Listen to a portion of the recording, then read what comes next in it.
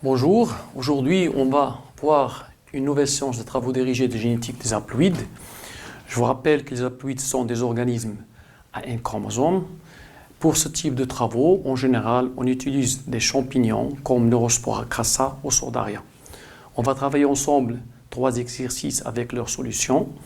Pour le premier exercice, on a effectué chez Neurospora crassa un croisement entre une souche sauvage caractérisée par des spores noirs et une souche mutée caractérisée par des spores jaunes, comme vous le voyez sur la figure. Alors, à la suite de ce croisement, nous avons abouti à 6 types d'asques. Vous avez les types 1, 2, 3, 4, 5 et 6 avec leurs effectifs consécutifs.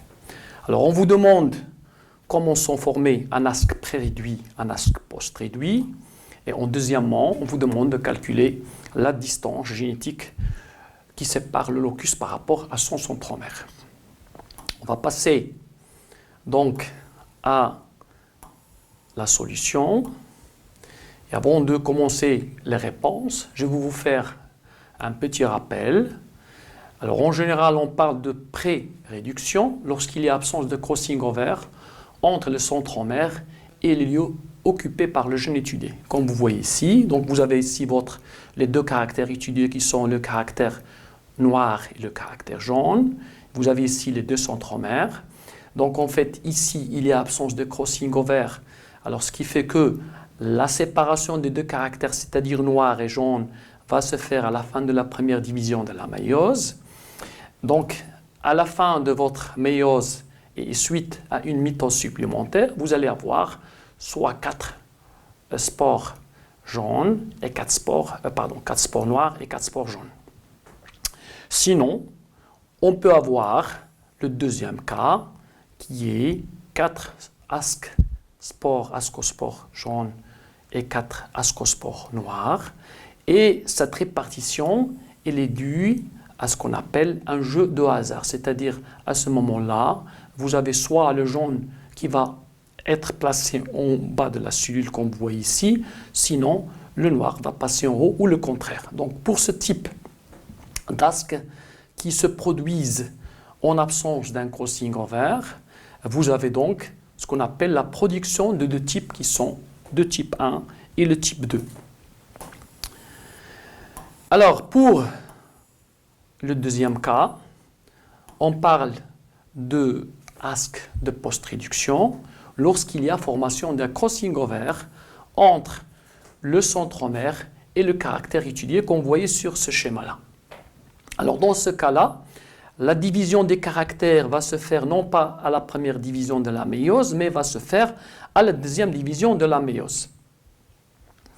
Alors à ce moment-là, vous avez une répartition au hasard de ces caractères qui va se faire au niveau de la cellule et au niveau final, vous pouvez avoir soit 2 jaunes, 2 spores jaunes, 2 noirs, 2 jaunes, 2 noirs, comme vous pouvez avoir 2 jaunes, 4 noirs et 2 jaunes.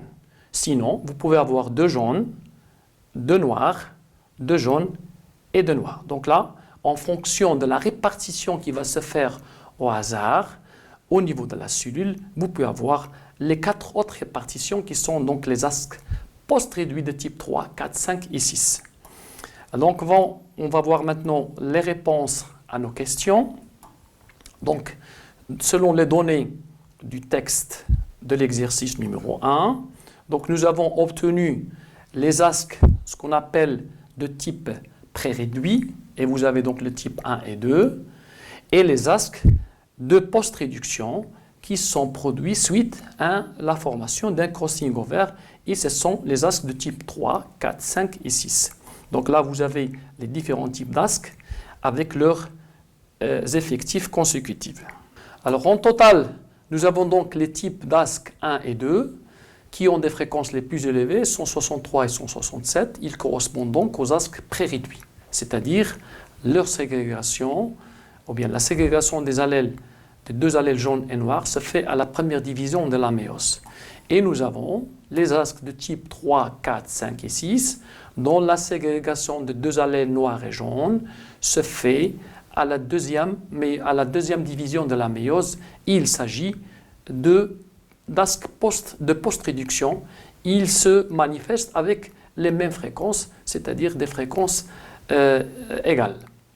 Alors pour le calcul de la distance génétique du locus étudié avec son centromère, je tiens à vous rappeler que parmi les avantages de la génétique des haploïdes, c'est la possibilité de calculer le gène par rapport à son centromère, chose que ne pouvait pas faire avec les organismes diploïdes. Alors par définition, on va appliquer l'équation que vous voyez ici. Donc le petit d, c'est-à-dire la distance qui sépare le gène par rapport à son centromère, donc c'est le nombre de spores recombinés fois 1,5 sur le nombre total fois 100. Donc on va prendre ici les valeurs des asques de post-réduction qui sont 43 plus 41 plus 44 plus 42 et on va les multiplier par 2 et les faire diviser par le total des asques qui est 500 fois 100 bien sûr et ça va vous donner 17 centimorgans qui est la distance qui sépare donc le locus qui se manifeste sous ces deux formes, c'est-à-dire la forme sauvage noire et la forme mutée jaune. Et ici, vous avez le centromère, et là, vous avez la distance exprimée en centimorgans, qui fait ici 17 unités. Maintenant, on va passer à l'exercice numéro 2. Alors, l'énoncé, vous avez chez Neurospora, on a effectué un croisement entre deux souches de génotype plus AD et NI+. Alors sur 1000 asques obtenus à travers ce croisement, nous avons pu les isoler et les répartir en 7 classes. Vous avez donc ici les types de classes obtenus, A, B, C, D, E, F, G, et vous avez ici les effectifs de chacun de ces classes obtenues. Alors donc on vous demande en 1 de déterminer parmi les asques que vous voyez ici, ceux qui sont les asques de post-réduction et ceux qui sont les asques de pré-réduit. Mais là, on vous demande de prendre séparément chaque locus. Vous avez ici deux locus, le NI et le AD. Donc, on va essayer de chercher parmi ces asques ceux qui sont post-réduits pour le locus NI et ceux qui le sont pour le petit AD. Et c'est la même chose pour la deuxième question. Alors, deuxièmement, on vous demande de calculer la distance génétique de chaque locus avec son centromère. Et troisièmement, on vous demande d'établir si les deux locus étudiés sont liés ou indépendants. Si oui, s'ils sont liés, on vous demande alors de calculer la distance qui sépare les deux gènes. Et troisièmement, on vous demande d'établir la carte de liaison, ou bien la carte factorielle. Donc on va passer à la solution. Et on va reprendre notre rappel. Un asque post-réduit, donc il est obtenu suite à une méiose où les deux allèles, ou bien les allèles d'un même gène ne se séparent qu'à la suite de la division 2, par suite de la production de l'événement de crossing-over, entre bien sûr le centromère et le gène étudié. Donc ici on va répondre aux questions. Alors on va donc prendre séparément les locus NI et petit AD. Donc on va chercher ceux qui sont pré-réduits et ceux qui sont post-réduits. On va commencer par le NI. On va reprendre les données du tableau. Alors pour le NI, voilà.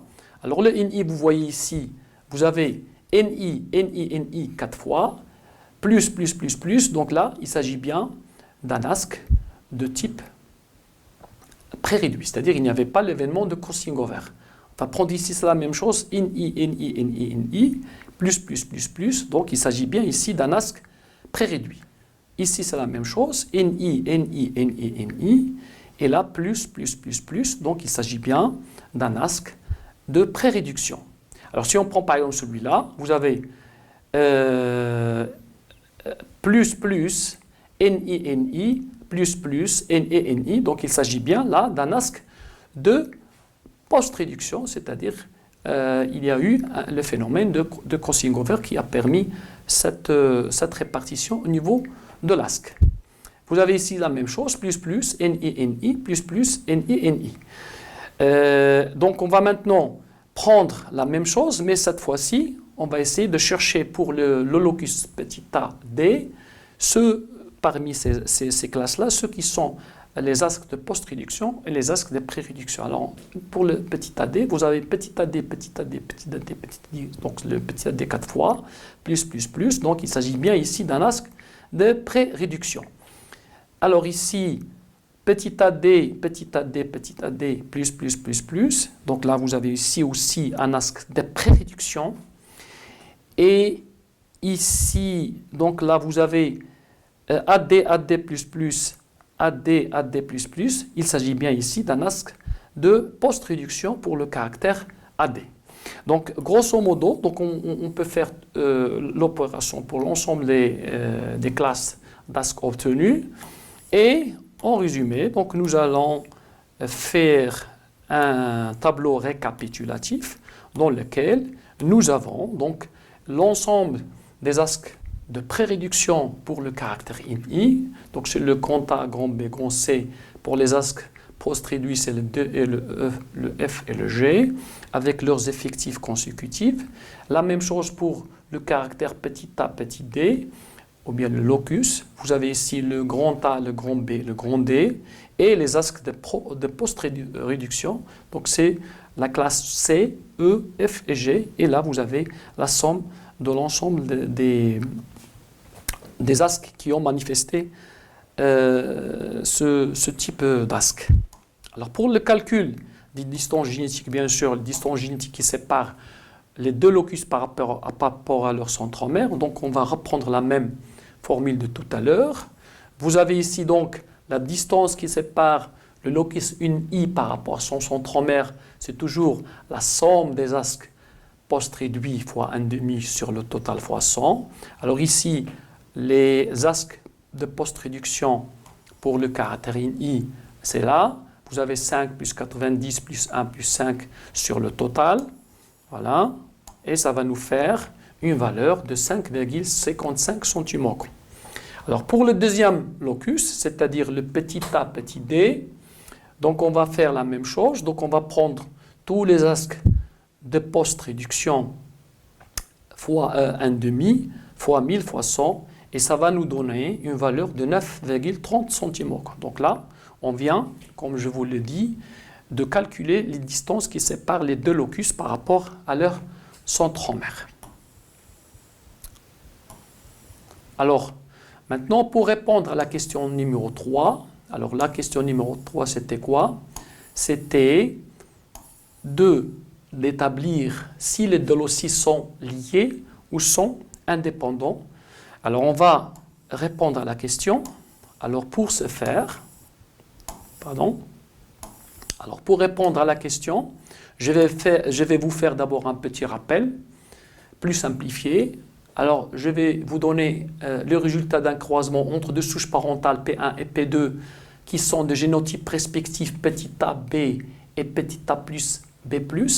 Alors, lorsque nous avons croisé ces deux souches parentales, nous avons obtenu à la fin de ce croisement 3 classes. Vous avez ce qu'on appelle les ditypes parentaux qui sont formés uniquement des combinaisons allyliques parentales, c'est-à-dire petit a, B, ou bien petit a plus, B+, petit a plus, B+. Donc, c'est ce qu'on appelle les ditypes parentaux. Alors, sinon, pour la deuxième classe, nous obtenons ce qu'on appelle les ditypes recombinés. Ce sont des asques qui contiennent des spores recombinés, c'est-à-dire petit a, B+, ou bien petit a plus, B. Alors, vous avez, à la suite de ce croisement, ce qu'on appelle les tétratypes. Alors, c'est quoi les tétratypes? Ce sont des asques au niveau desquels vous avez des spores parentaux, comme ici petit a, petit b, ou bien petit a plus, b+, et les asques, et les spores recombinés, c'est-à-dire petit a, b+, et petit a plus, b. Donc, vous avez ici, suite à ce croisement, vous avez les 3 types d'asques obtenus, qui sont les ditypes parentaux, les types recombinés et les tétratypes. Alors maintenant, on va essayer de répondre à la question. Donc, on va d'abord chercher parmi les données du tableau, on va chercher des types parentaux, les types recombinés et les tétratypes. Alors, dans ce cas-là, on va essayer de voir d'abord pour les types parentaux, on va reprendre les données de l'exercice. Vous avez ici donc, regardez ici, vous avez ici les 10 types parentaux. Donc là, on va voir plus AD, plus AD, plus AD. Et là, NI plus, NI plus. Donc là, c'est un ASC de type parental. Ici, vous avez plus, donc c'est un rond combiné, NI, AD, AD. Donc là, il s'agit bien d'un ASC de type recombiné. On va prendre un autre. Par exemple, celui-là, vous avez les parentaux plus, les recombinés plus, les NIAD, c'est un sport recombiné, et vous avez les parentaux plus AD, NI plus. Donc en fait, dans le tableau récapitulatif, nous avons donc obtenu, nous avons pu répartir les 3 types d'ASC. Les parentaux, les 10 types parentaux, les 10 types recombinés et les tétratypes, avec pour chacun les effectifs observés. Alors maintenant, pour savoir si ces caractères sont liés ou indépendants, il suffit de comparer les 10 types parentaux et les 10 types recombinés. Alors on vous dit, si jamais les deux familles des types recombinés et des types parentaux sont équivalents, alors à ce moment-là, on va considérer que ces deux gènes sont indépendants. Alors maintenant, comme nous avons ici la fréquence des 10 types parentaux qui est égale à 808 plus 90, qui est largement supérieure par rapport à la fréquence des types recombinés 1 plus 1, donc il s'agit bien de deux gènes qui sont liés. Et à ce moment-là, donc on peut calculer la distance qui sépare les deux gènes. Alors, par définition, pour calculer la distance qui sépare les deux gènes, lorsqu'il s'agit de deux gènes, bien sûr, c'est chez les ASC. Pour le calculer, donc on va dire que le grand D égale 10 types, la somme des 10 types recombinés plus 1,5 des tétratypes sur le nombre total des tétrades. Alors, dans notre cas, nous avons donc D égale 1 plus 1 plus 1,5 de 90 plus 5 sur 1000 fois 100, et ça va nous donner 5,2 centimes au grand. Alors donc à partir de ce moment-là, donc on va établir la carte factorielle, et vous voyez bien que vous avez ici le centromère, et vous avez les deux gènes, NI et AD, vous avez les 3 calculs que nous avons réalisés, vous avez la distance de chaque gène par rapport à ce centromère pour le NI et pour le AD, et vous avez ici la distance qui sépare les deux gènes NI et AD. Et donc vous voyez que chez les ASC, ou bien chez les organismes haploïdes, on peut facilement classer deux gènes, l'un par rapport à l'autre, et les classer aussi par rapport à leur centromère. Alors en troisième exercice,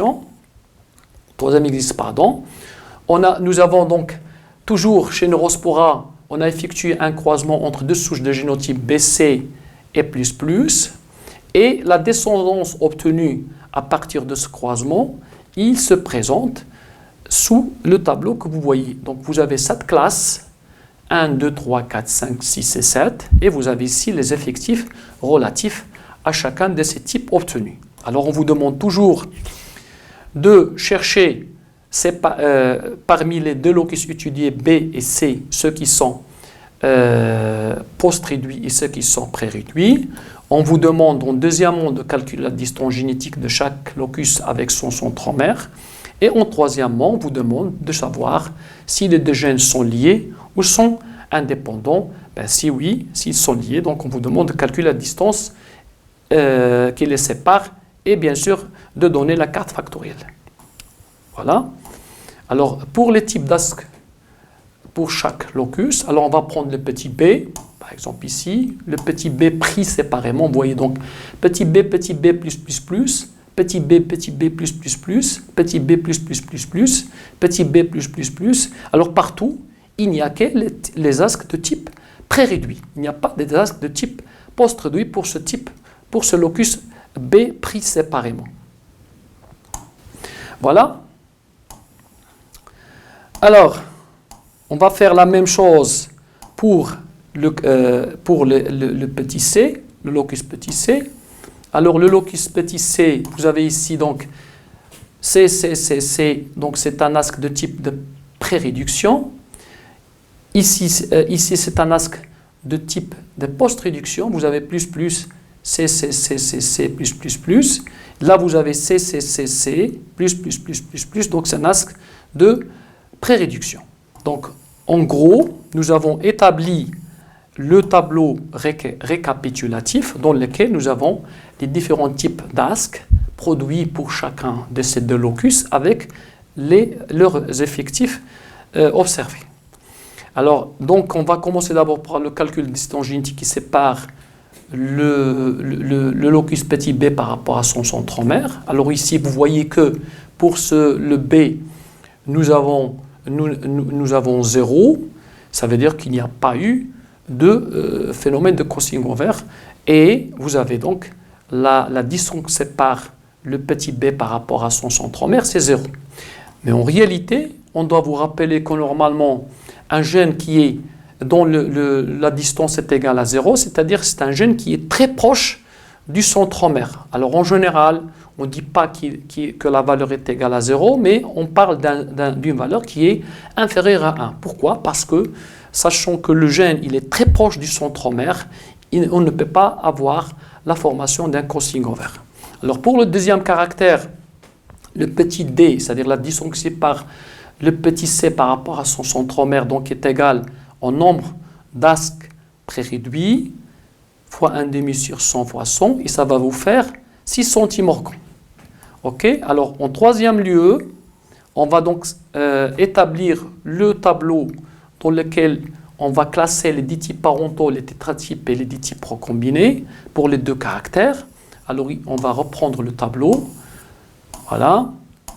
Alors ici, par exemple, vous avez le B+, plus C. Donc là, ce sont des asques de post-réduction. Là, vous avez B+, BC, plus C. Donc, il s'agit ici d'asques de type des types parentaux. Et là, donc là, c'était les ditypes recombinés. Là, c'est un ditype parentaux. Je dis, donc là, vous avez ici un ditype parental, c'est un ditype recombiné. Là, vous avez B+, BC, donc c'est un ditype tétratype, Là, vous avez 1++, BC, donc c'est un ditype parental. Vous avez ici plus C, donc ça, vous avez des recombinés, plus des parentaux, donc c'est un tétratype. Alors, dans le tableau récapitulatif, nous avons donc les différents types obtenus avec leurs effectifs consécutifs. Alors maintenant, qu'est-ce qu'il nous reste à faire? Il nous reste à comparer les ditypes parentaux et les ditypes recombinés. Alors vous voyez que les valeurs sont proches, donc on a obtenu autant de types parentaux que de types recombinés. Et si c'est comme ça, ça veut dire que les deux gènes sont indépendants, donc ils ne sont pas situés sur le même chromosome. Alors, pour ce dernier exercice, vous avez donc le cas d'indépendance. Et j'ai une dernière remarque à vous faire, c'est que pour les tétratypes, nous avons un très faible pourcentage de tétratypes parce que les deux loci sont très proches de leur centromère et par conséquent, il n'a pas eu de crossing over. Voilà, merci et à la prochaine.